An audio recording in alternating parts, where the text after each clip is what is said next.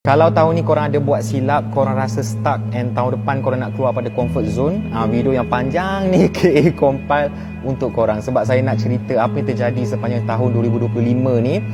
Kenapa muka Carol Amin nampak sangat penat setiap hari, kenapa saya hilang daripada radar, and kenapa saya decide untuk buat benda saya tak pernah buat pada tahun ni lah. So untuk cerita ni kita flashback balik bermula daripada bulan Januari tahun ni. Okay, bermula bulan 1 tahun ni, actually kita mulakan proses syuting Ramadan tu jauh lagi awal daripada last year tau. Kenapa kita buat macam tu? Sebab tahun lepas ada buat satu silap, saya launch dendeng tu rapat sangat dengan Ramadan. So end up dia punya preparation tu sangat last minute lah. Masa tu saya punya mindset, tak apalah kita buat ala kadar pun orang akan tengok juga nanti.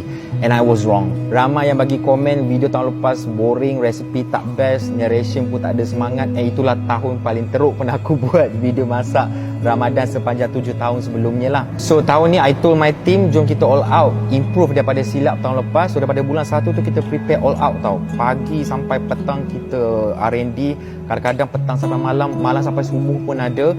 Berpuluh ribu ringgit kita spend untuk R&D testing, shooting video, edit, voice over dan sebagainya. And bulan 1, bulan 2, bulan 3 kita all out. And turns out bulan puasa tahun ni menjadi bulan puasa paling berjaya lah video Ramadan kita buat sepanjang 8 tahun ni. And total views untuk bulan puasa tahun ni kita cecah lebih daripada separuh billion views. Billion, aku pun seram dengan nombor tu.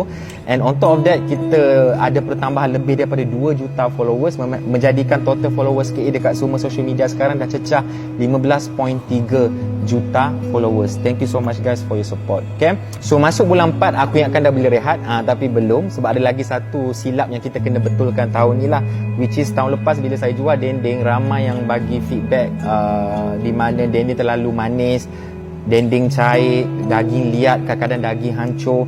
So saya pun memang kecewa dengan diri sendiri sebab satu Malaysia nak makan dendeng tu. So I told my team, bulan 4 tu kita pergi balik ke kitchen, kita fokus balik, check balik apa sebenarnya root cause semua ni terjadi lah. So bila gali-gali aku jumpa masalah dia.